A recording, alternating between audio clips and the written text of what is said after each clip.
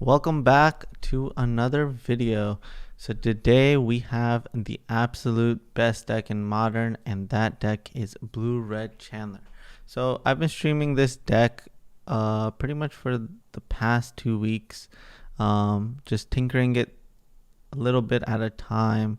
We had 4 counterspells in one version and no Dreadhorde Arcanist, but we started adding more and more cards, like less lands, more Unholy Heats, and yeah, basically this is the best version of the deck. Basically, this deck has gained a lot of popularity, and I think that Brazen Borrower is one of that is going to be primarily for the mirror match. So looking at this deck from top to bottom, we got 18 lands, 3 of which are Fiery Islets, and then we got 3 basics, and then some fetches. We got Spirebluff Canals and Steam Vents.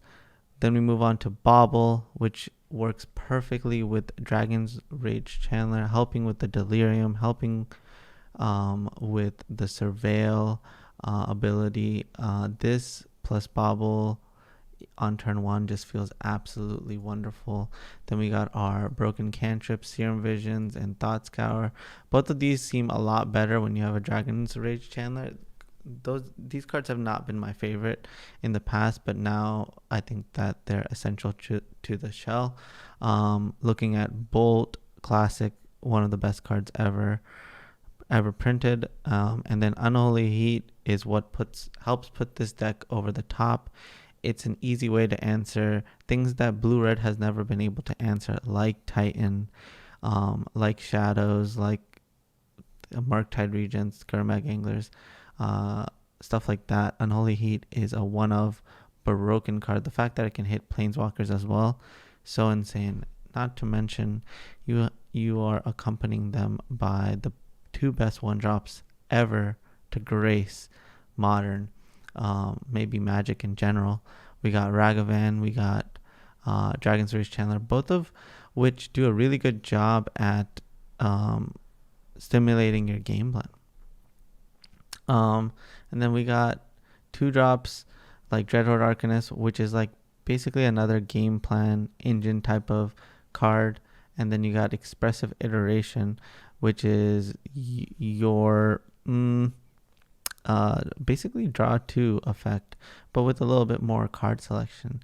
At first I was pretty wary on this card, but now I feel really confident that it is your way of getting ahead in like matchups like the black-red matchup where they have access to Lurrus. And then Force of Negation allows your Ragavan or Dragon's Chandler to connect more often, and that is the reason why I'm choosing to play Force of Negation over Counterspell, because I just want to be able to empty my hand as quickly as possible and put my opponent on the back foot. Knowing that Dragon's Rage Chandler can allow you to fix your draws for the rest of the game, I just want to play it with no mana, punish my opponent with Force of Negation. And the Murktide Regent card is unbeatable. It's basically Gurmag Angler 2.0. If you never played Gurmag, basically it dodges a whole lot of stuff. Murktide Regent is able to dodge even more because it can become a 7/7, 8/8 pretty easily. And Unholy Heat cannot deal with that.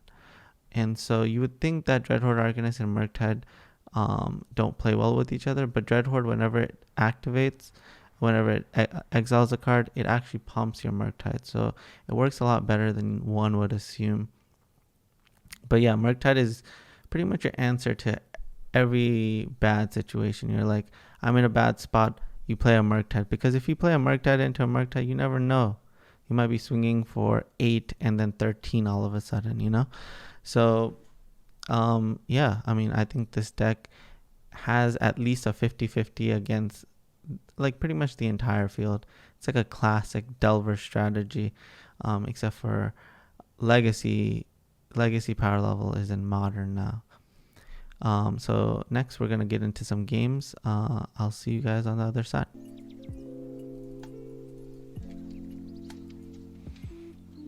Alright, let's run it.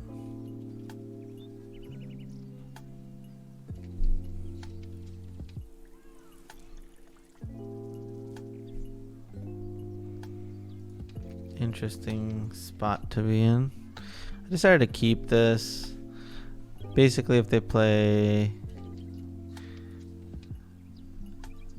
This draws them a card.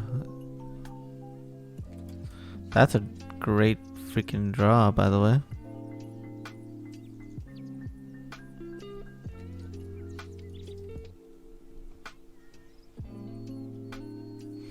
Yeah, I'm not gonna blow this up. They still get to draw a card off of it. This is just a better play, I think.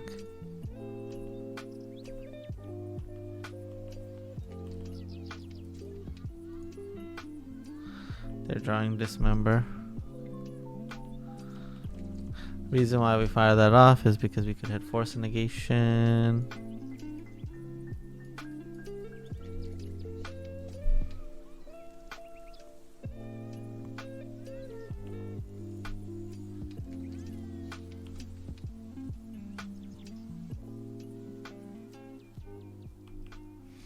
Oh, so they got Stirrings plus Dismember. So they're at 16.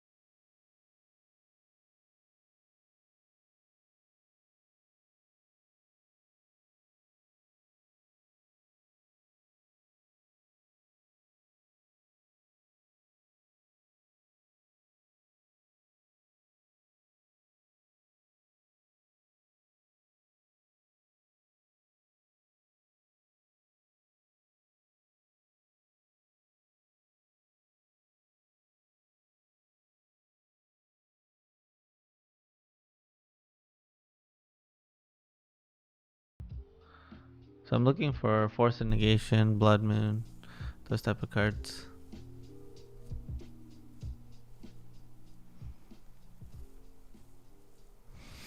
And then the reason why I'm doing it all before combat.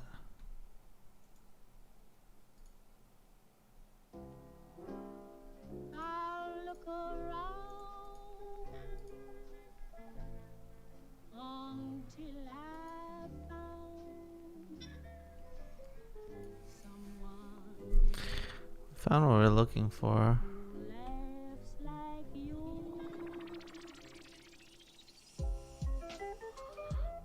But we need a Force of Negation still.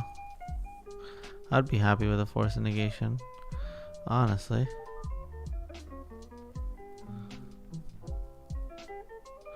Are they gonna let us go to damage? Are we gonna see damage?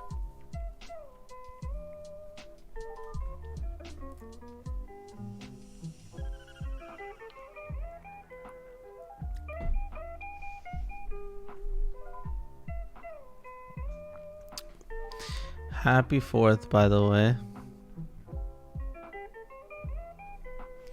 I hope everybody's having a wonderful day.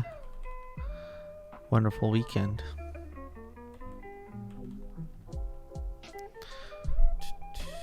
Oh man. Oh man. Oh, what? No way. Am I just lucky today? Is today just a lucky day?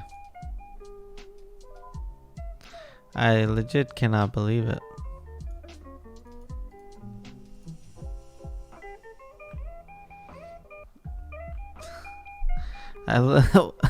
I just cannot believe it. I literally cannot believe it.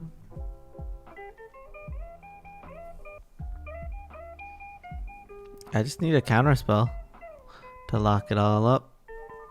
Lock it in a box. Call it a day.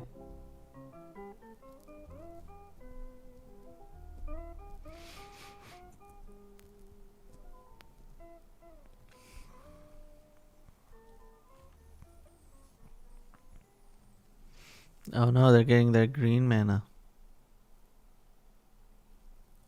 They cast all his dust on my 1 mana 3/3. And then I untapped and slammed a Blood Moon. Now they're getting a forest, I would assume.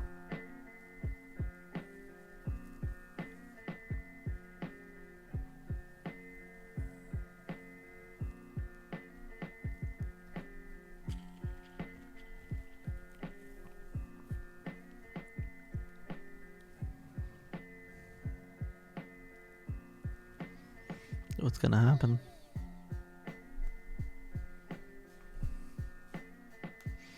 I could still very easily lose this game, so not gonna go feel comfortable in my position.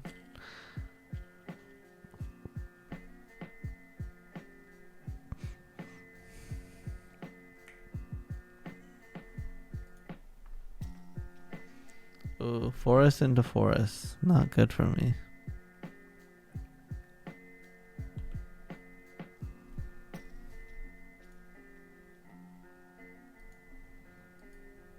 Alright, we'll start off with that iteration. Found a counterspell. Counterspell. I'll actually just take the land.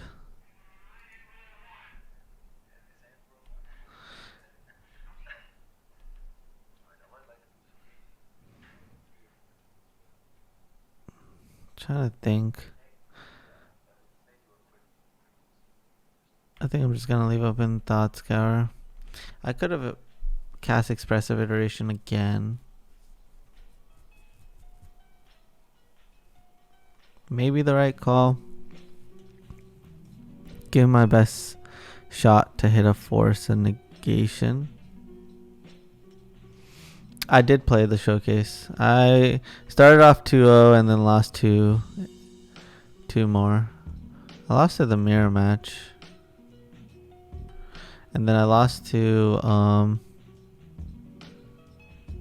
rhinos. It was like a super weird rhino list. I just drew bad. Like mulligan to 5 in game 1 and 3. Not good.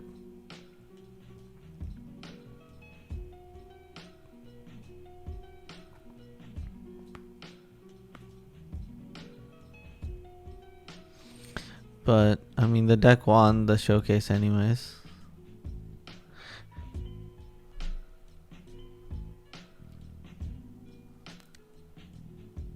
It is 4 color rhinos. Full colors.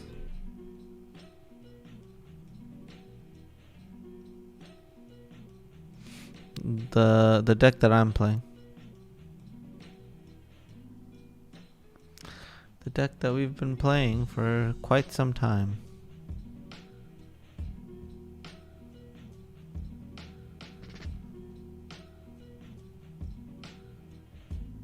Oh, Rhinos and Murktide. Rhinos is not a good deck. Just trust. I mean, our lists are very similar. Very similar.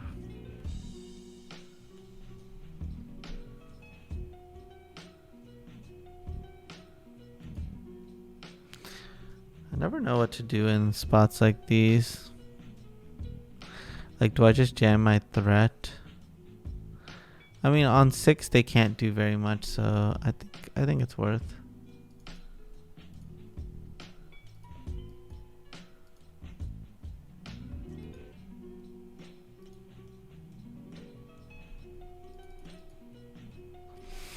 Did I brew the Murktide deck? No, I don't think I could take credit for that. I certainly had my takes on the deck, on how I believe the sideboard should be built, how the main board should be built, how much mana you should be playing.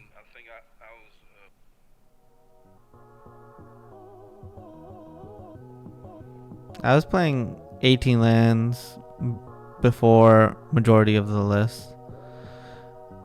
I was just like looking at legacy lists and I just built the modern equivalent of blue-red Delver or blue-red Channeler in legacy in modern. I don't know what this is. Swarm Coil.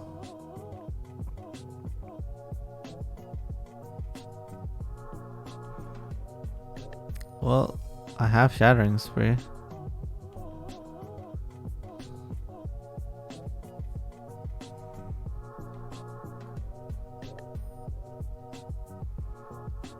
Wait, how does this work? I can just do it for one. That's it. Yeah, I can only do it just for one. Today, we honor a man who has been an inspiration to our citizens. Well, killing it for 3 times doesn't do anything.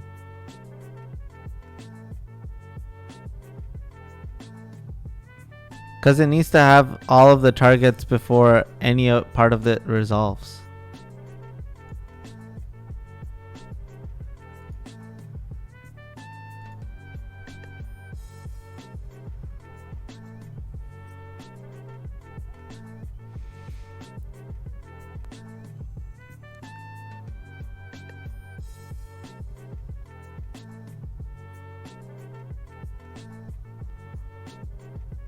Yeah, I mean, it sucks.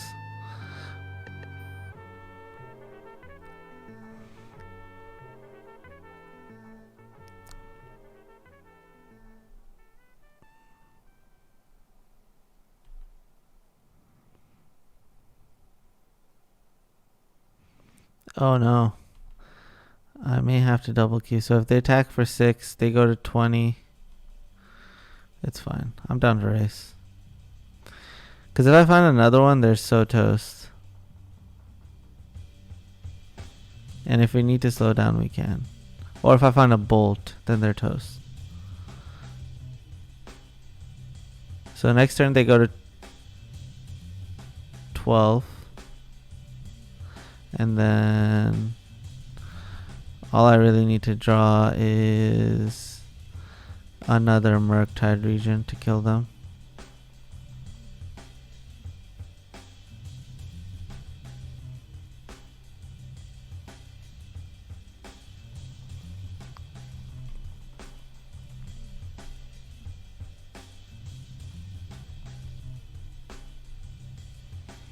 Mm-hmm.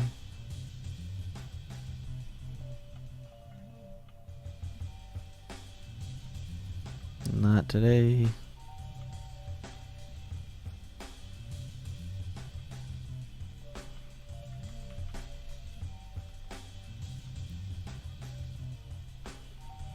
Is this lethal? 1, 2, 3, 4. It is lethal.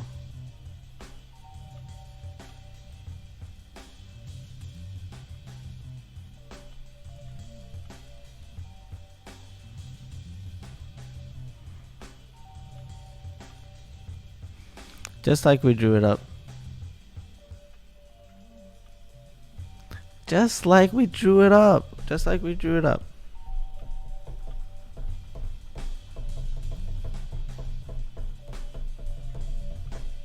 Thank God. Tron is such a terrible deck. Such a terrible deck. I've always disliked Tron.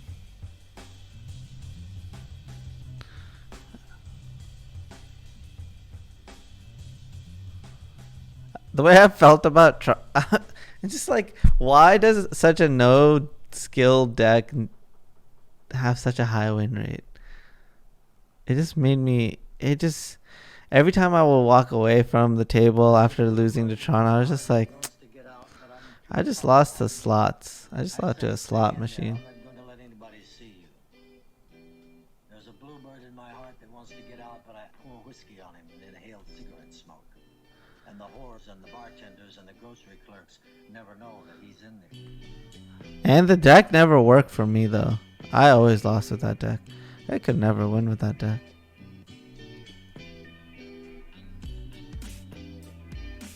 Yeah, please don't rope yourself. That's not my intention. And we're back from the games. Let's cover the sideboard. So the sideboard is quite interesting. It basically is covering the whole format. It feels like one of the rare modern decks that has the ability to cover the entire format. So Soul Guide Lantern does really well in the mirror match because it takes them off Delirium and also Murktide Regent.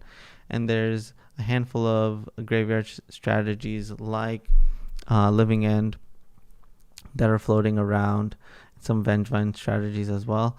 Then you got Engineered Explosives, which helps you deal with any other deck that's playing a bunch of 1-drops, but mainly it deals with the Asmo shells, taking care of either Asmo / foods or taking care of the most annoying card, Cookbook, which makes them have like infinite food tokens. Moving on, we got Blood Moon, takes care of Urza's Saga, but mainly Amulet is the main target, and that's the reason why I'm not playing Alpine Moon, because Amulet is one of the most popular decks, if not the most popular deck that's having the best the best results on Moto actually. Then you got Shattering Spree, which deals with the Asmo shells, and that's the reason why we're playing 3. I know a lot of people are playing 4. I'm kind of hedging against it because I want my deck to be good against the rest of the format. Gust, great against other red decks like red black, but also good against Amulet. And then we got counterspells. There's a whole lot of matchups where you just need to counter your opponent's stuff. It's kind of like Legacy, where in some matchups you want to up your counterspell package, and that's the reason why I have 3 in 2 counterspells and 1 Archmage's Charm. I used to have 3 counterspells, but I decided to do this split because I know Archmage's Charm is pretty insane in like mirror matches where you can take Ragavans and Dragon Rage Channelers, and just gives you a more optioned pick. But yeah, if you enjoyed the video, please click the like button and subscribe. And if you're looking for the sideboard guide, you can find it in the description below. And I will see you guys next time. Thanks.